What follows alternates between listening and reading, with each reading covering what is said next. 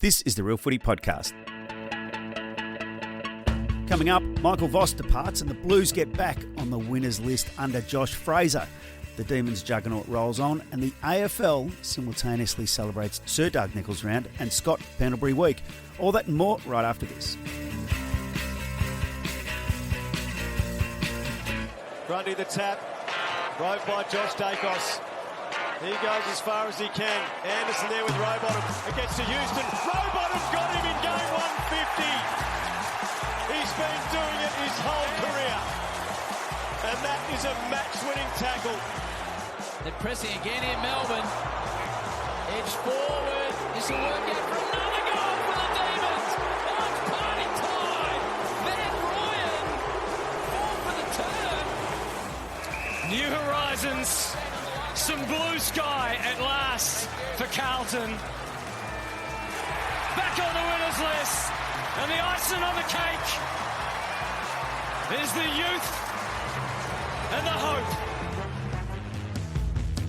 Hello and welcome. My name is Michael Gleeson and joining me today at Jake, Niall and Caroline Wilson. Welcome to you both. Hello, Michael. I see you endorsed the decision by Scott Pendlebury. You endorsed the money he's going to make, which is outside of the salary cap. I don't have a problem with the money he is going to make outside the salary cap. I think, as Luke Hodge spoke about, players changing jumpers after grand finals, midway, multiple games in grand finals and selling them off. The money I do have a little... I'm more discomforted after the game on the other day where Craig McRae spoke about, well, where would you rather it be? And it needs to be an appropriate thing. And this is the club that will then end up getting 80,000 or something to the game. Was it driven by that need to get 80,000 at that game? It was driven to be at the MCG, but I don't think that's necessarily the right decision. You could have had it at the SCG, won the game against Sydney and celebrated Scott Pendlebury at the MCG anyway. Collingwood are a wealthy football club. They're not winning the game at the SCG just because Scott Pendlebury's in the team. Not when Ned Long is the ruckman. I mean, they lose Steen. They were never going to win that game from the moment he went down. Has it occurred to anyone that it's possible? Hello, Jake. Hello, yeah. I'm here, by the way. That they didn't go any worse without Scott Pendlebury. The two games that Scott Pendlebury didn't play, and it's one of these things that's impossible to know, but that.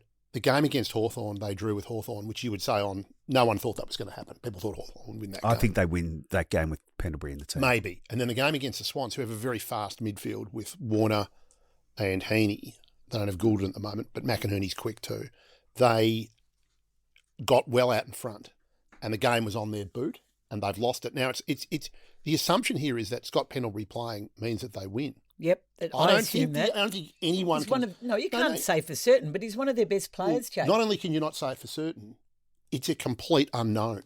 It's a complete... They're more likely to win with Pendlebury. We spoke about this last week. I also think you can't assume that the 38-year-old can play every game, particularly 5 and 6 day breaks. So there's no way he was going to play all of those. Now, therefore, you have to choose which ones should he have missed, and I wonder whether, in hindsight, the Essendon game was the one that he shouldn't have played. They put box office ahead of romance, which, look, I don't have a huge problem with that, but I refuse to acknowledge that they are far more likely to have 6 extra points and be in much better finals contention than they are now. That's quite possible, but we can't know it. What I would say, I agree with Gleeson, though. The Anzac Day game was the decision that if you look at the games, you probably wouldn't play him in if you look at him being 38.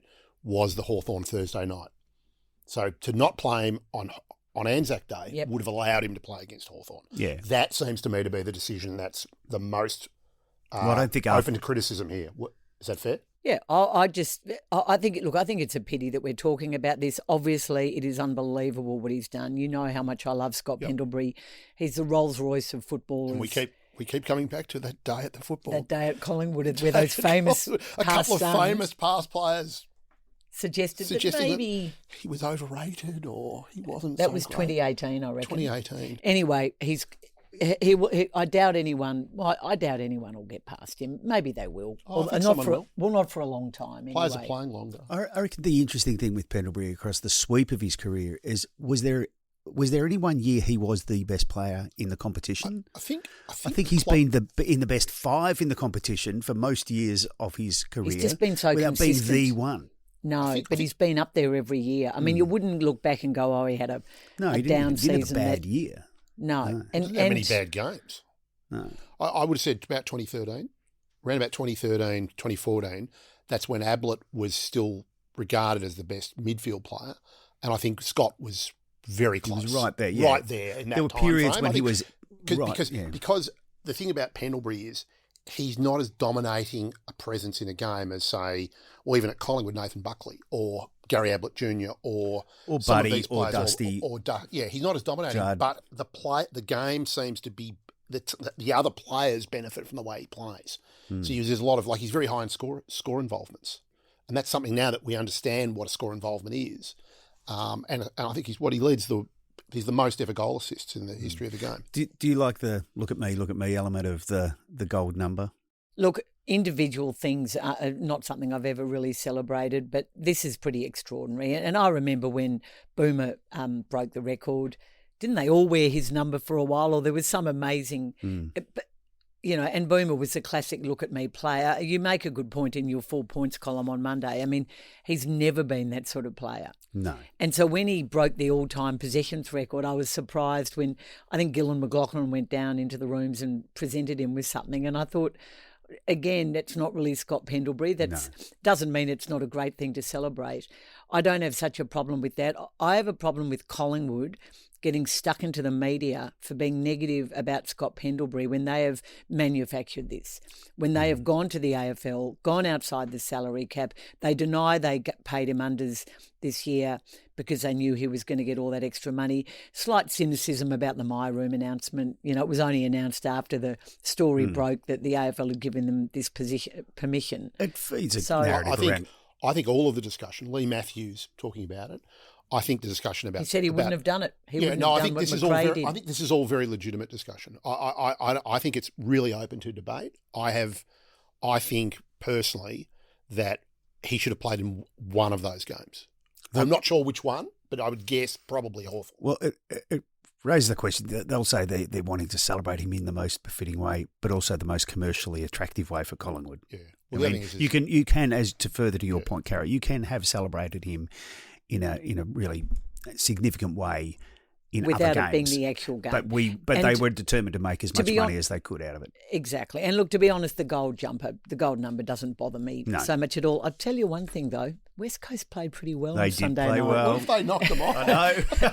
Can you imagine Harley Reid just charging at Scott Pendlebury at the first throw up? What, taking him out? No. Bloody hell, Cara, you've gone rogue there. No, but Harley Reid is terrifying. He's a terrifying You've got footballer. everyone terrified now. And no, but quite seriously, West Coast looked like a different team on Sunday night. I was intrigued by that game. I was planning to switch over to Netflix, and the game just got better and better. I couldn't take my eyes off it. Couldn't get to that Jennifer Aniston rom-com. Couldn't quite get Jack, there. Please. Well, Netflix, that's sort of... Netflix, that's what it is. West Coast, I mean, that's given this an extra bit of spice because that is a good performance. But that's how the draft's supposed to work. You finish down the ladder, you get Harley Reid, who's a dead set gun. He doesn't do it every week and he carries a bit of... But you do wonder, is he going to be the player that his first year suggested? His second year, I'm not sure. Yes, I would say he is good. Absolutely, he will. I'm carbon dating myself here, and all of us fall into that category to different degrees. Tim Watson, the way he runs and plays, he reminds me a lot of Timothy Michael Watson. The big body. But with speed and power, and also the way he bounces quickly. I reckon Tim could bounce on his left hand. I reckon he could bounce with his left hand and just burst the tackle with a little bit of a wiggle, and a similar sort of physique. So it's the sort of win that it makes it the conversation around him and what else do they have. Well, Dersma also took some really important marks, and they've got some good other players. Who's the bloke? The mullet. What's his name? Waterman. Waterman. Sorry. Waterman and Reid, speaking of Tim Watson, it was like watching football from the 80s at certain points Gary on Sunday night. Sorry. Like watching an early Jake Waterman's a very good footballer. An early showdown where they had the mullets, mullet against mullet. Because, he's been really good all year, but his conversion has not been amazing, and he missed a couple on Sunday night. But when he got going, just took the game away from GWS. It wasn't that funny. I'm sorry. I just had a seniors moment. Can we talk about the Demons? Well, can we talk about the Blues? All right, we'll talk about the Demons first. The Demons were spectacularly good. I think the Demons are the biggest story of the round. Yeah. If you think about it, like who's got them in their finals this year? Not me. No, I don't think they did. No, I don't think so. Maybe 10, but not 8. I was interested in what you wrote, Michael, on Monday. You sort of the cautionary end of your column saying when the stakes are higher, will they continue to play like this, or will they go into their shells? But there's, so I think what happens with coaches when you get to the point like Simon Goodwin and this isn't a criticism here, but when teams get that, they're adding layers and layers and layers. It was very similar to Richmond with Hardwick, and they then just realise we've just got to rip this back and just play and try to liberate them. And I feel like that's what Kings done. Which is what Sydney are doing at the moment too. Yeah, the Kings come in and sort of like, well, play with freedom, take the game on, make mistakes. Now it's easy to make mistakes and be okay with them when there's low expectation, but when the expectations rise, you've got to have that bravery still to keep playing that way. Now, all indications are King will continue to do that, but it requires more grit from him to do so as well, to encourage them to take it on. I mean, Blake House went charging through the middle. I've seen Blake House since he was an 8-year-old kid playing juniors, and that's how he used to play. And he was becoming this sort of second-guessing player as a senior AFL footballer last year, made into a lockdown defender. He was surging down the ground, back 1-2, kicks it long. It was magnificent, and that's what he's entrusted the team to play. They're playing, and I think that there's also big personalities that have left the team, and I think that's changed them, not just the coach, but they're not fretting about someone having a crack at them, and they're not, they're prepared to play with this sort of adventure that I think was lost in their game. There's a number of things about this Melbourne this year that's fascinating to me. One is that Christian Petrarca, the games that he's played at the Gold Coast has been exceptional. Yes. And so they still seem to be better without one of the best players in the competition in their team. I was up there on the weekend and saw him play Friday night, and he had 13 contested possessions in the front half of the ground. There's not many players in the AFL that can do that. He did that. He wasn't the best player on the ground. It was Noah Anderson clearly, and he's doing that. Clayton Oliver was really good in the game. But two things can be true. It can be. I know, but isn't it interesting? Because normally what happens is two really good players, one who's still very good and one who dropped off a bit in Clayton Oliver, but they've gone to other clubs, and Melbourne is still much better. Yep. But you look at the players they've brought in Melbourne as well, like the lower key introductions to the team. Steele and Myercheck. Well, and the ruckman from St Kilda, Heath brought in, playing good footy. Sharp from Brisbane came in, was missing. He was fantastic at the weekend, and they're bringing in speed. He's got that Neil Bullen style run up and back down the ground. They've moved Ed Langdon behind the ball. They've just, Petty was thrown forward, stretching Hawthorn. Jefferson looks like a really decent player. And Turner, I think, is he's now a genuinely good key defender. I think they've got a lot of things really clicking. Well, it's only 1 year, so... Yes. So 1 year into Stephen King. But, Caro, does this change... Do people look at this, and in terms of, say, Carlton, where this very unusual situation where Josh Fraser's a long-term caretaker, is how I describe it. Like he's got 14 games, made a very good start. We'll get to that in a minute. But that the prospects of Carlton saying, okay, we'll go for a Stephen King or a Craig McRae, we'll go for a first-time coach. Does this sort of make that case more, or do you think they're very open-minded and they still look at the various options, including John Longmire? Look, I think Gold Coast went for Damien Hardwick. Yep. Without a process. Yep. And that seemed, they're not exactly setting the world on fire, but they made finals for the first time and won a final for the first time, and now they look like they're going to make finals again. Yep. So, there are examples to the opposite. No, I agree. As well. But I do think that it depends on the club, doesn't it? Yeah, Carlton brought in 6 new assistant coaches, new footy boss, the issue could be with Longmire, which is what happened to North with Clarkson. If you bring in someone on massive money, which is what Longmire would command, when they clearly need a good new list manager, and that list management has been their big problem. So maybe they'll shy away from the big money coach on 1.3 million, which is probably what Longmire's going to want, or 1.2, and go for someone on 700. I said a few weeks ago, I think that's what they'll do. Yep. I think that's what they'll do. It's unusual too, though. What's been a bit lost with the changes, because it's so focused on Voss going, is that they've now got no permanent senior coach. They don't have a list manager, and they didn't replace Mick Agresta when he left. So they're going into the mid-season draft where you'd expect them to probably look at a player. And the national and the championships and the under-18 competitions going on without a list manager or a head of recruiting. Yeah. And a part-time coach. They know, it should be fair, they know where their first pick's going. Yeah, and they've known that for a long time. And that's a perfectly legitimate comment, as long as you take one player for the year.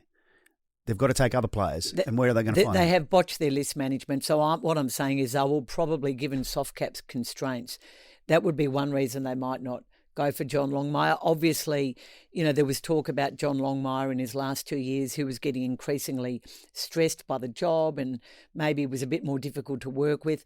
I would argue that he's had 2 years out now and he is a new man and he just needed a break from coaching, like all coaches do. So, I think it's still... He may not want Carlton, though. He might not.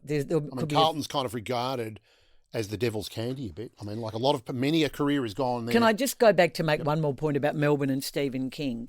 So on a day when Essendon had 25,000 people watch them, the next day, 68,000, more than 68,000 went to Melbourne Hawthorn. That is, I think, their biggest home and away number against Hawthorn in their history.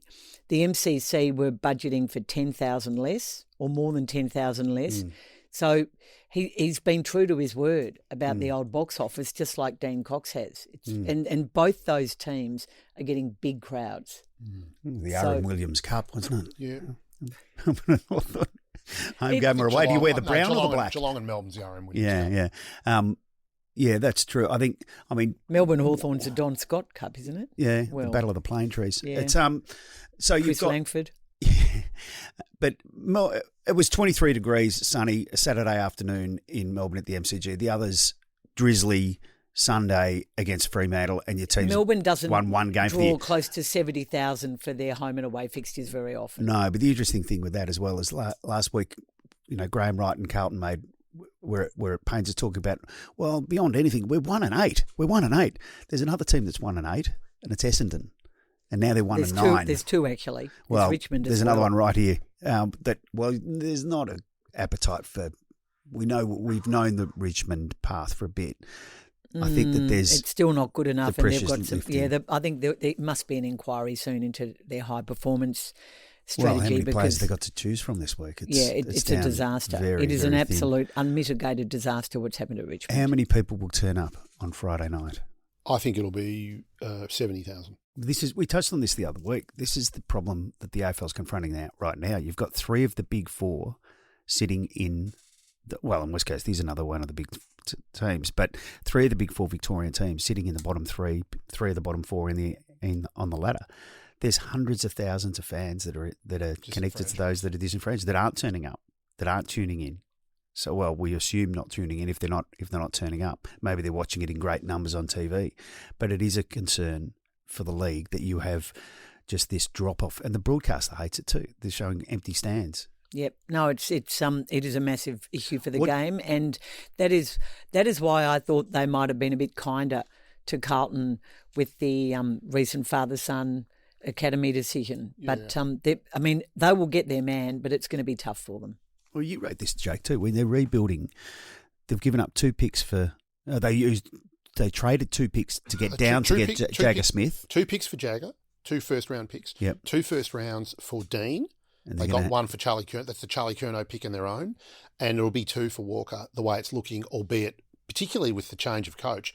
They might win a few more games. Carlton are not that bad. Of those teams, they're not that bad. No, but the point is, across 3, they'll have used 6 first-round draft picks for 3 players. Now, they're all players at the pointy end of the draft. They can't undo it. the big problem here is that the Brisbane Lions, who've done fantastic list management, particularly in getting players from other clubs, but there's no getting around the fact, they can say what they like, but there's no getting around the fact that at the end of 2022, when they're already a top 4 team, they got Will Ashcroft for pick 2, Jasper Fletcher for pick 12, and from junk picks, and traded for Josh Dunkley in one postseason as a top 4 team.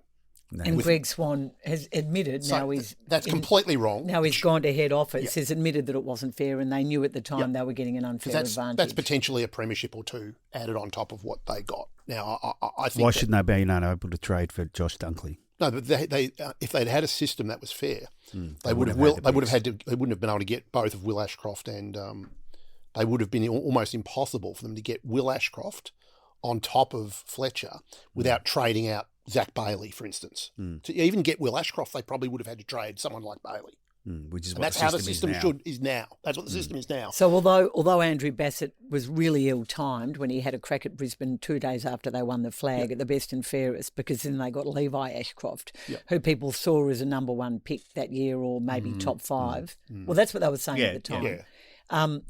It was terrible timing. It was poor sportsmanship. But Greg Swan now admits he actually made a good point. Well, it's. I mean, and I don't understand this. Well, I do understand what's happened. It sounds like there's been the football department of the AFL has been overridden somewhat on these changes, where the teams that are down the bottom 5, get a pick for bidding, which is going to make bids. Very quickly, though, what did you think of the Josh Fraser Blues? Did you see significant difference? Was it just a liberation of the team that they were, whenever a coach changes, they were dogging. They're dogged, weren't they? That was a grinding win in the end, which I thought was incredible. I mean, that was the easiest tip of the round, if you don't mind me saying. Well, tipping Carlton. What I got, I agonised over that game, and Carlton, they're just whatever they are. What's happened to the Bulldogs? I mean, I know that they've had injuries. Well, Bond's playing on one leg. Richards looks like he's carrying something. Libba's not there. Darcy's gone, is out. O'Donnell's not there. English didn't play. I mean, so it's all injuries, you reckon? It's pretty simple with that, yeah. And so they play, Carlton plays them with that, and then that plays into their hands. They're playing at Marvel, which was easier to defend the corridor. I thought that they did play. To see Harry Mackay rallying the troops, you just go, where has this been? Harry's such a confidence player. He looked at the choice of opponents and just thought, whether it was Bustlinger and Buku Cummins, just thought, well, I've got you two. And so he plays with a different mentality and confidence level. He just attacks the ball in a way that he doesn't if he's playing on Harris Andrews. He seems to go well for going up the ground too. The second ruck thing really worked for him. The ruck thing seems to help him with his confidence. Well, and again, he's rucking then against, say, a Louis Emmett, and you're like, the poor kids. Yeah, look. Let's not sugarcoat it. The change of coach made a difference. Well, you say what was the difference? Winning. Because Carlton have been in winning positions in what? Yeah, 7 games or something. So a lot of games. So, but I did think he did some different things with them. Like, I thought the way they moved the ball was seemed very much like they were trying to play, when in possession, try to play an uncontested mark game, to move it maybe a bit more slowly, but to stop the Bulldogs coming back at them with run, knowing that they can't keep up with them. And if it was breaking it back to a contested ball game, that they, if you've got more stoppages, they've got an advantage in the ruck. They've got an advantage with the big bodies around the ball. So they moved it differently. I like the idea. I did like the fact that he put Cripps forward, because that's what Cripps has got to do next. He's got to spend the summer not just working on his handcraft and, getting ground balls again. He's got to work out how to play tall. He's a big guy. Play a Dangerfield style of I owe Patrick Cripps a small apology, because I've probably been critical of his leadership in some of these tight losses where I don't feel he's delivered. That's fair. But in this game he did. So in this game he came through and, Does he stay at Carlton next year? I think so. Probably. Should he? I think it's open. I think they'd be open to it. And I think that he would be. But I couldn't imagine him. The only real place that you could see him going would be back to Perth, wouldn't it? And then you think, well, Fremantle don't need him. West Coast, they might want that leadership and strength around the ball. Here's a thought too. If Lachie Neale's going to go to Perth, and he may not, he may go to a club, Hawthorn or Collingwood or wherever, but I think Lachie Neale will leave Brisbane. Yeah. So, do you? Yeah. Yeah.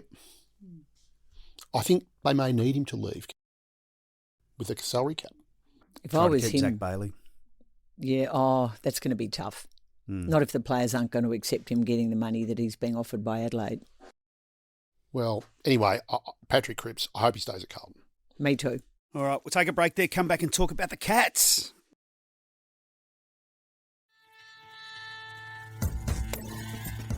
We're online all the time. Just search Age Real Footy on Facebook or Twitter. Hodgie out the back door. Gardner under pressure. Close was there. Henry. Not him again. Not him again. Matters kicked 3 in a row. 35-point lead. Well, welcome back, Jake. The Cats upending the Lions in the grand final rematch. What did you make of that? Way back on Thursday night, wasn't it? I think it was on the cards. I thought, Geelong are going very well at the moment. Yeah. And credit to them. They must, I think you can argue that whether or not they've got the best team, that they've had the best football program in the competition. In terms of... Very well coached, aren't Very they? well coached. He'd gone to work on Brisbane. But also players developed. Scott. Players developed. Yep. Like Mullen's been developed. Shannon Neal's been developed. How was that goal he kicked when he just ran off and Lachie Neale just gave up? Yep. Just gave up the chase, realised, well, what's the point? I can keep running, but I'll be getting further away from him if I keep doing it. And Sean Manor is probably the biggest story out of that game. I mean, he's a good player, but they recruited him at 27. Yeah. At 27, he's 28 now. Yeah. Lawson Humphreys. So they managed to get players from other sources and add them to those good players. And they're just a really professional and smart football club that don't make these terrible list management blunders that some of the other clubs make. I know the size of the grand final win, but you look at the impact of Tom Stewart coming into that game the other night, a player that didn't play the grand final. You think, gee, I wonder what would have happened. I don't think they win it given the size of the loss, but you do think it changes a whole dynamic, doesn't it? The other thing about Brisbane is that Brisbane, at the last couple of years, it's been evident that there's no difference between them at the Gabba and the MCG. Yeah. And in fact, they sometimes get up for the MCG. Yeah. So there's really no difference in their performance home and away, which is what a great team does. Do you think there is a different... I thought that this game would have been one where we're up for this. This is the grand final sort of... But there is a sense of... They pick their moments. And getting through the season, just getting there and I reckon Geelong had picked up. This one. Geelong had clearly picked this one. And guys who were quiet on grand final day, like Bailey Smith, absolute blinder. There was from the word go, Brisbane I know that they were well in the game at halftime. They just didn't seem as on to me. So there's a few blokes who aren't. Hugh McLuggage didn't really fire a shot. He's not had quite as good a year. No. As he did last year, which is his career year. He's obviously a great player. Harris Andrews, that was a brilliant tactic. But this is what's going to happen. Harris Andrews is possibly the most tagged defender. I mean, Stewart used to get tagged or smothered or whatever you want to call it. Key defender, yeah. Yeah, and it's now happening to Harris Andrews quite a lot. So you say that Brisbane doesn't have the great home ground advantage it did. Geelong have one of the most extraordinary home ground different dimensions. Records. So is that the toughest tip of the week next week? I mean, they're hosting Sydney, who have been brilliant, but who weren't really on fire the other night against Collingwood. I think I just have a rule. You tip Geelong at Geelong. Yeah. Sydney have won there quite a lot. But yeah, I don't know. I don't know where I'm going to go with that one. Have to look at the selected side. But there's a few Sydney players who are going pretty well too, who are used to going to Geelong, as we know. I think that'll be Sydney weren't overly convincing in that game. No. You look at the team that Collingwood fielded. Who thought they had any hope? Really, not many people. Certainly, not without Scott Pendlebury. Sorry, no. It wasn't just Pendlebury. I mean, they didn't have. They lost the biggest factor in that game.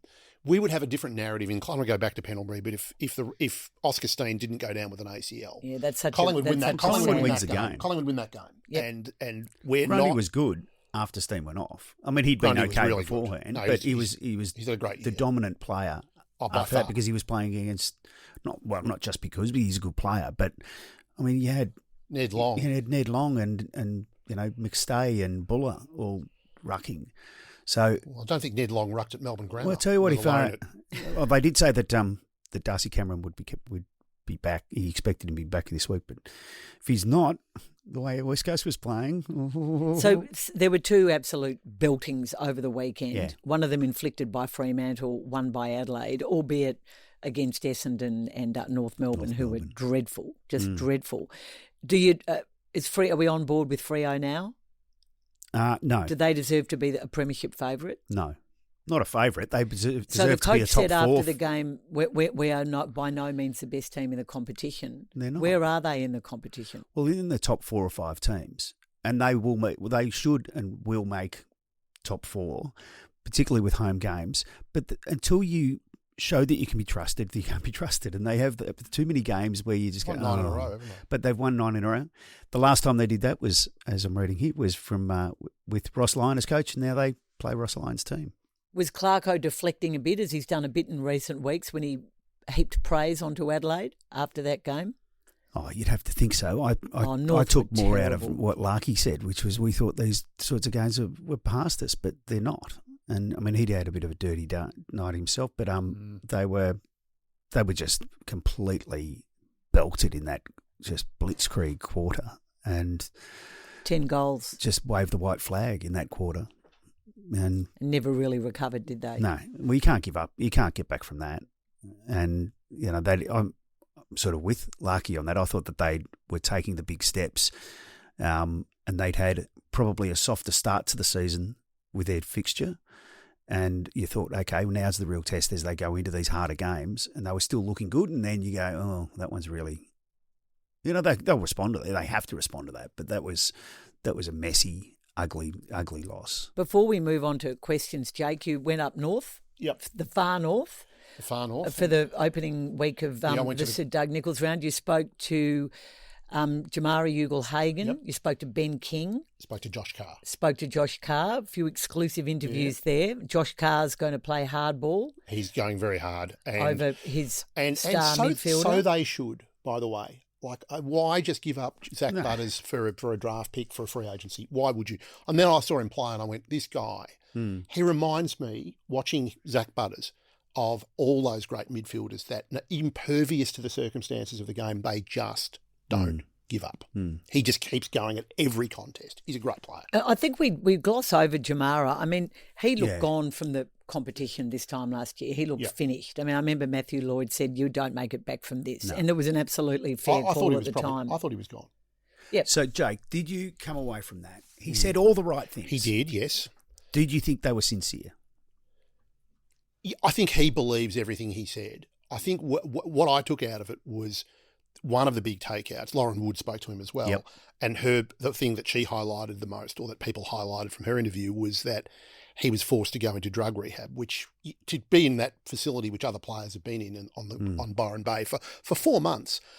The takeout for me was something sort of, in a way, similar, which was that he wanted to train and the AFL stopped him from training at the Bulldogs. Now, this is a really interesting development because what I've gathered since is not only did the AFL stop him, the Bulldogs were not super keen on him training, but he said it would have helped me and my mental health to train.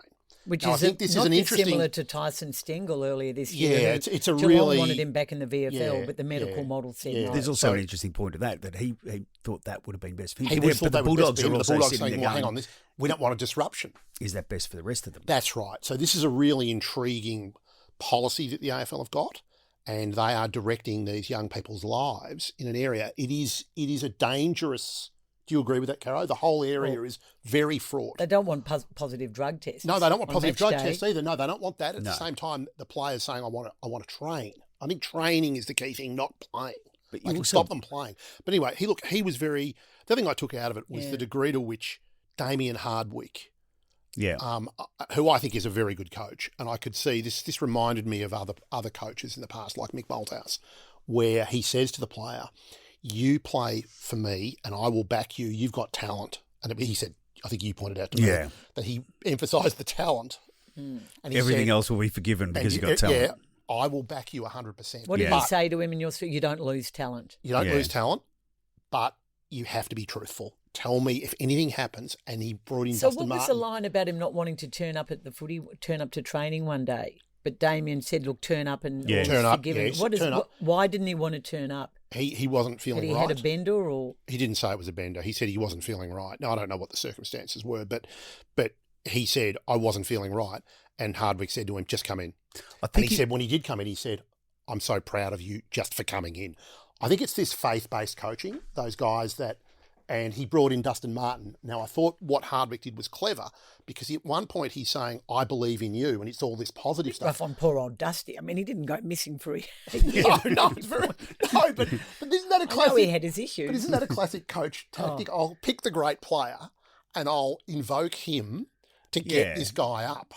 Further to your point, I think it shouldn't be glossed over that there were other mental health issues that he was confronting and family background stuff that was significant. Agreed. Not just the fact that but there's a cause and effect with drug But we know that Laura Kane worked very closely with him last year, and Andrew Dillon has lauded the work he did with Jamara Ugle-Hagan. What a great help she was to him. That's what I've been told. So it's just interesting that she didn't want him to train. I mean, it would have been her call, I imagine. I mean, she was the head of footy. Jake, I reckon there's another element to that, and you touched on Ben King, and there's a good story too. You're saying basically he's going to re-sign. Yeah. Everything in that basically said I'm re-signing for another 2 years. Is that the form of Ugle-Hagan? If he's holding that together and they re-sign Ben King, then I can't see Jed Walter staying there. Yeah, that's a really good point. That's a really good point because they can't keep all of them, can they? Well, they can't fit them all in the team, and then you go, well. So. Let's see how Jamara goes. I think it was a free, from the way Gold Coast have spoken to me about this, it was a free hit. Yep. They were getting this player and it's clear that the coach was very keen. Oh, he's a super talent. And he's a super talent. The thing about him is how big he is when you stand next to him. All right, we'll take a break there, come back with quick questions. Get access to every episode as it drops. Hit subscribe wherever you get your podcasts.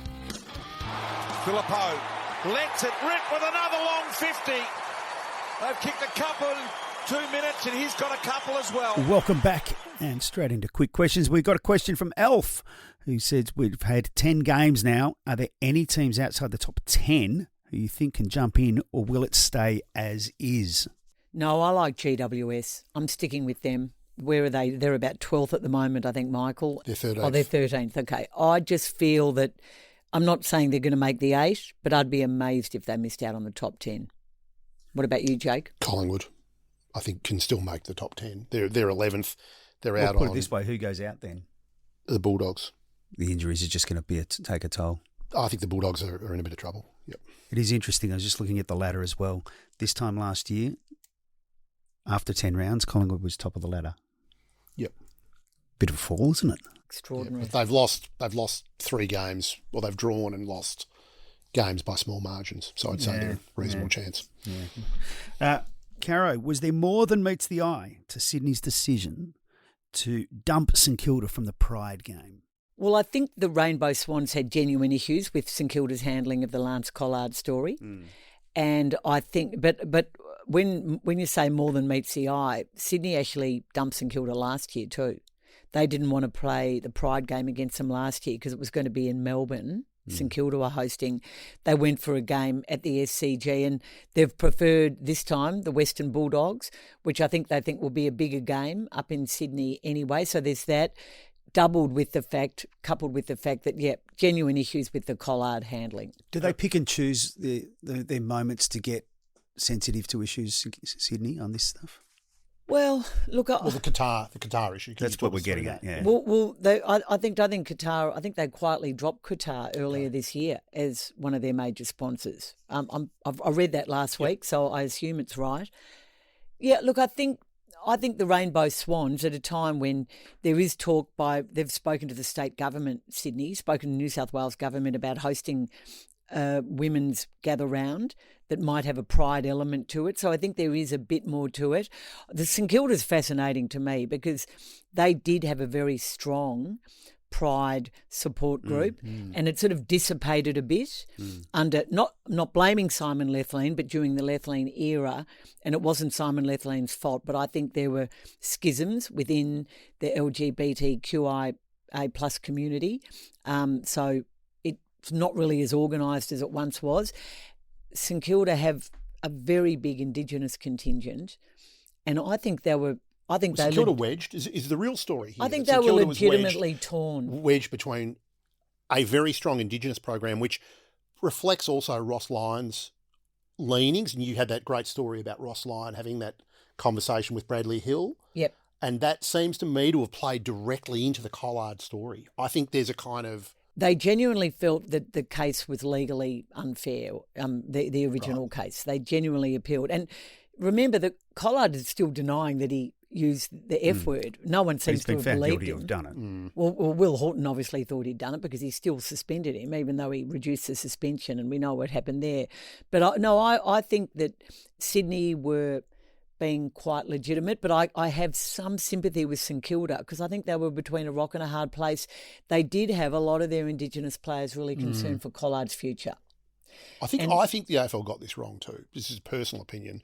A lot more work. And Pete Ryan wrote a great story about how at every area it was botched by everyone concerned. But the AFL need to go back and have a look at this issue. When they came in with the penalty from I was at the game the night that Jeremy Finlayson used the F word and then got 3 weeks.